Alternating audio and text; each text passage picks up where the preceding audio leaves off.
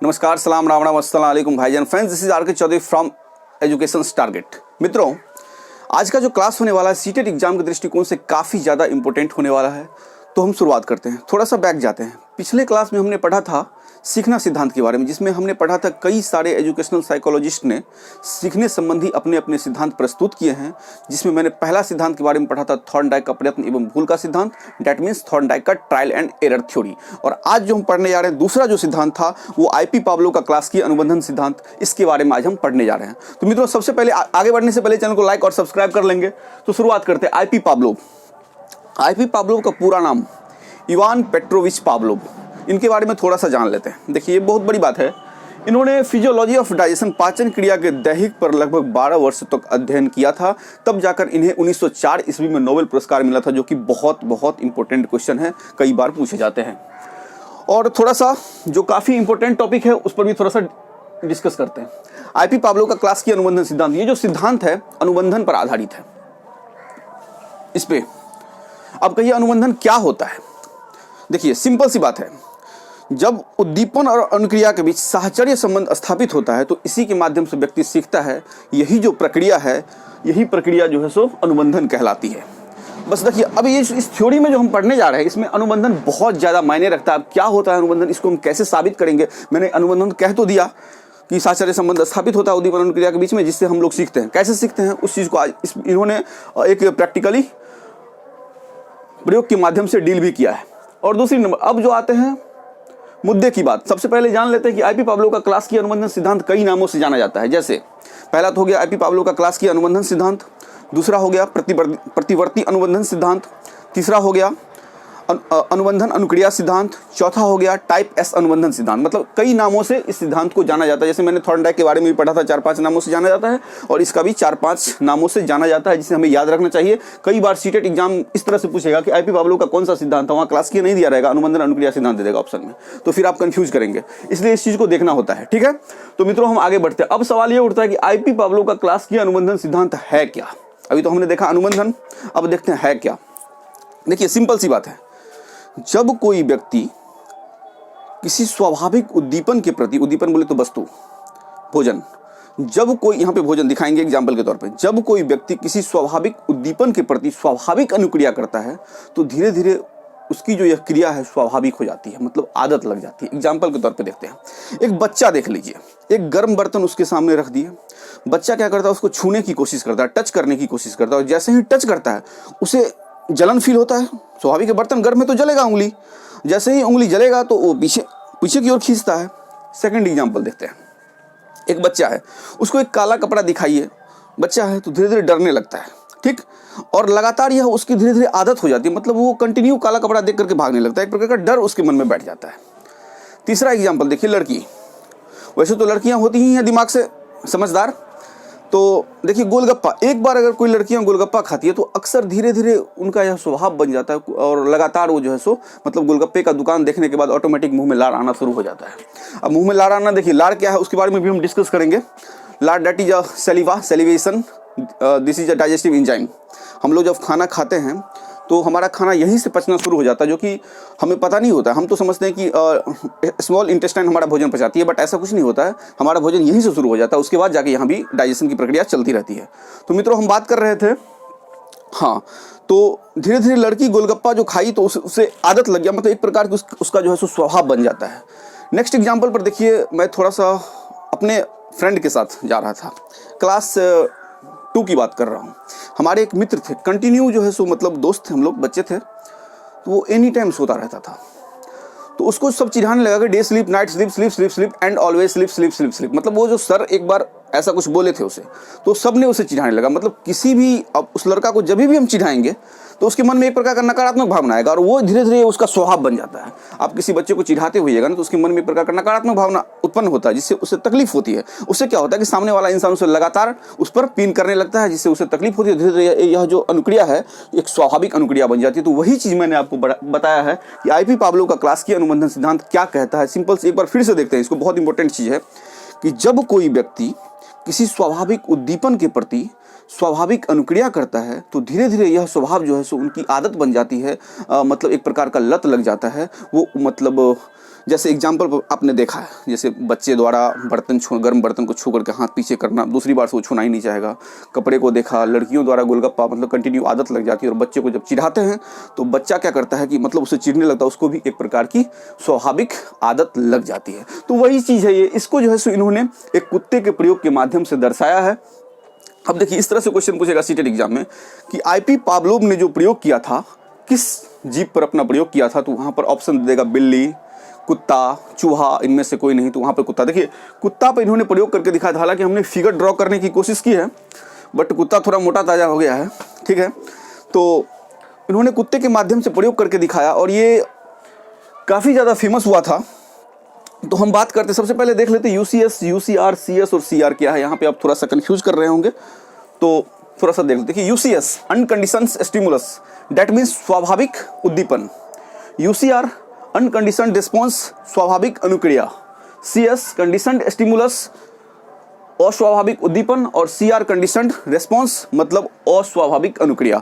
अब देखिए यहाँ पे थोड़ा सा कंफ्यूज कीजिएगा। अभी मैंने आपको लैंग्वेज में बोला था, पहले बोल दिया था कि स्वाभाविक मतलब उद्दीपन के प्रति स्वाभाविक अनुक्रिया, यही स्वाभाविक अस्वाभाविक आपको काफ़ी ज़्यादा कंफ्यूज करेगा। तो इसको थोड़ा सा डीपली जाके देखते हैं, समझते हैं। यूसीएस मतलब अनकंडीशनड स्टिमुलस, यहाँ भी हमने लिख दिया है स्वाभाविक उद्दीपन, भोजन का एग्जाम्पल भी करके मैंने दे दिया है यहाँ पे। Same UCR unconditioned response, that means स्वाभाविक अनुक्रिया, लार के बारे में दे दिया है। फिर सीएस और सीआर घंटी और लार के बारे में मैंने आपको दे दिया। अब देखिए ये क्या आप बोल दिया, आपके कहने का मतलब सर आपने क्या पढ़ाया, ये मेरे को कुछ समझ नहीं आया। इसको मैंने पहले रीड करवा दिया, अब देखते हैं प्रयोग पर, फिर आपको यहाँ पे लाएंगे तब आप आराम से समझेंगे इस चीज़ को मैंने क्या बोला। देखिए इन्होंने क्या किया, एक पहले मतलब ठीक है, ये जो है सो स्टैंड बनाया, स्टैंड में कुत्ते को डाल के बांध दिया गया, ठीक है। ये रस्सी है और ये भी रस्सी है, कुत्ते को बांध दिया गया और इधर एक मेज रख दिया गया। मेज पर इसका एक मतलब भोजन है, बर्तन है और इसके अंदर जो है सो मांस का एक इनका भोजन डाल दिया गया कुत्ते का, ठीक। अब पावलोव ने क्या किया, कुत्ते पर प्रयोग करके इन्होंने दिखाया था इस सिद्धांत को। देखिए क्या क्या कर रहे हैं ये। इन्होंने क्या किया पावलोव ने कि एक कुत्ता को मतलब बांधने के बाद, ये कुत्ता भूखा है, ठीक है। इनका क्या किया कि गले का सर्जरी किया इन्होंने, पावलोव ने। गले का सर्जरी करने के बाद एक नली, ठीक है, एक नली निकाला, ठीक है, लार से कनेक्ट करते हुए, और ये यहाँ तक आ रहा है, ठीक है, यहाँ देखिए गिर रहा है। अब ये इनका सोचने का मतलब यह था कि जब कुत्ता भूखा कुत्ता है, भोजन देखेगा, जैसे ही भोजन देखेगा तो इसके मुंह में लार आएगा। लार अभी भी मैंने डिस्कस किया है, लार आएगा। उसी लार का देखिए रीड करने के लिए इन्होंने 3 तरीके से प्रयोग किया, उसको हम देखते हैं। फर्स्ट टाइम भूखा कुत्ता के सामने भोजन रखा, कुत्ता जैसे ही भोजन देखता है इसके मुंह में लार आने लगता है, और ये लार है, गले का सर्जरी कर दिया गया था ना, ये धीरे धीरे गिरने लगता है, जिन्हें पता चल जाता है कि कुत्ता को मतलब भोजन देखने के बाद उसका जो लार था, सेलिवेशन था, सलीवा था, एंजाइम था, वो जो है सो गिरने लगा। फर्स्ट कंडीशन में देखा यहाँ। अब यहाँ पे समझाएंगे कैसे हुआ। दूसरे कंडीशन में इन्होंने क्या किया, एक बेल लगाई, घंटी बजाई, और कुत्ता घंटी देखे कैसे, मतलब भूखा कुत्ता है तो घंटी देखे कैसे, मतलब खाना नहीं है, अब सिर्फ घंटी है, घंटी बजाई तो लार नहीं आया सेकंड कंडीशन में।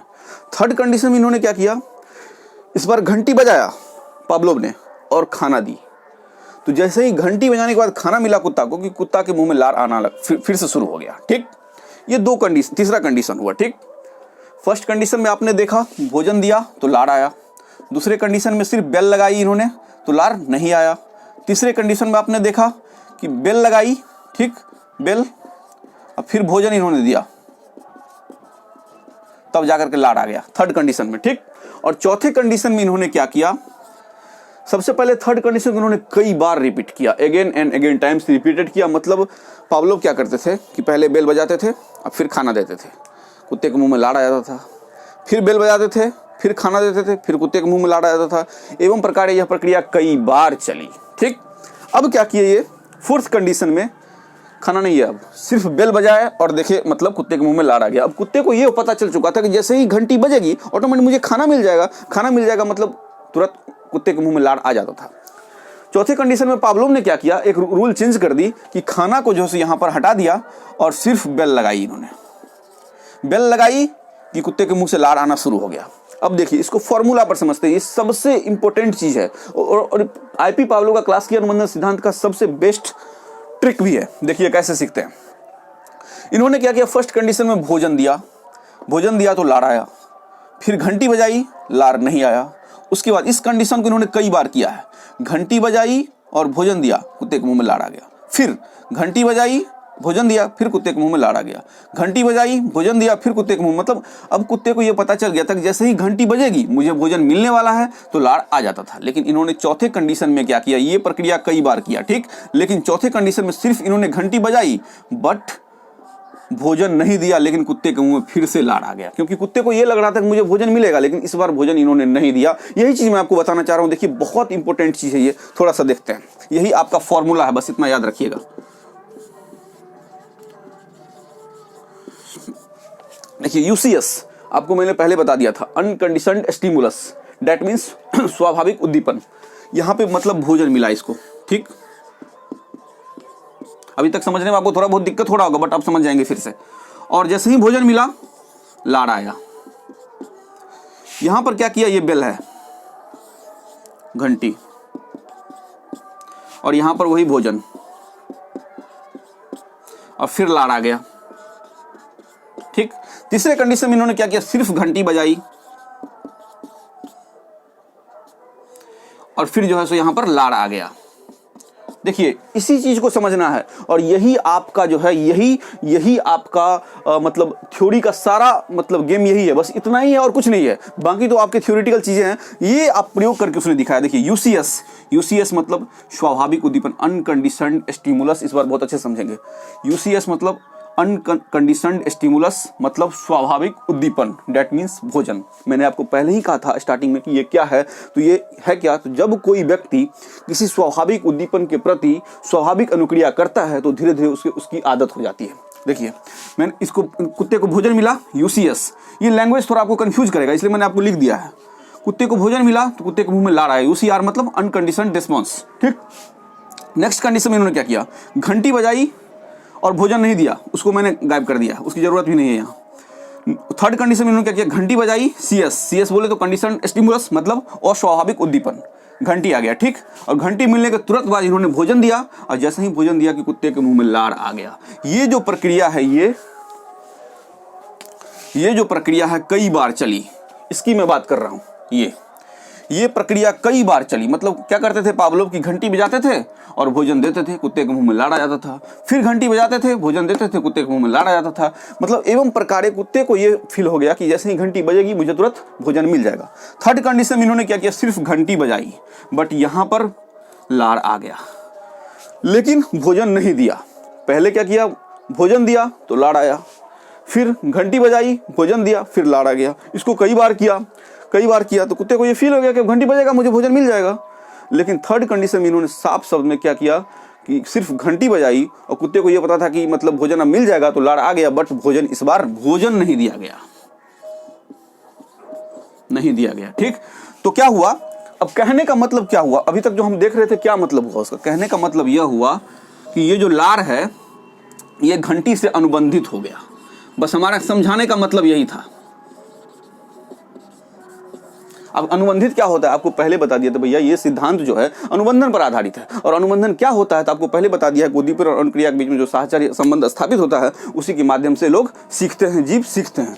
तो वही चीज को मैंने बता दिया कि यहाँ पर क्या हुआ कि लार जो है सो घंटी पर पूरी तरह से डिपेंडेंट हो गया, कि घंटी बजेगी ऑटोमेटिक लार आ गया, मतलब यह जो है सो इससे अनुबंधित हो गया। और यही जो है सो मतलब पावलोव का क्लासिकल अनुबंधन सिद्धांत जो है सो अब इस तरह से क्वेश्चन पूछेगा, अनुबंधन पर आधारित है, मतलब ऐसे पूछेगा पावलोव का क्लासिकल अनुबंधन सिद्धांत किस पर आधारित है, तो अनुबंधन पर आधारित। ये कई बार मतलब सीटेट में समझिए कई बार क्वेश्चन ये पूछा गया है कि किस पर आधारित है। अनुबंधन आपको समझ में आ गया होगा क्या है अनुबंधन, क्योंकि लार जो है पूरी तरह डिपेंडेंट हो गया घंटी पे, तो ये मतलब ये जो है सो इससे अनुबंधित हो गया और यह सिद्धांत अनुबंधन पर आधारित है। मैं एक बात को कई बार बोलने की कोशिश करता हूं ताकि आपको पूरी तरह से समझ में आ जाए, ठीक है। तो इतनी चीजें हुई, आपने देखा इस सिद्धांत के बारे में, और इस चीजों को थोड़ा सा आप अच्छे से पढ़ लीजिएगा, क्योंकि अब स्वाभाविक और स्वाभाविक में आपको कंफ्यूज करेगा। लेकिन ये जो है आपका मेन फॉर्मूला आपका यही रहा कि मतलब इसको थोड़ा सा एक बार फिर से देखते हैं, यहां देख लेते हैं, समझने में और आसान रहेगा।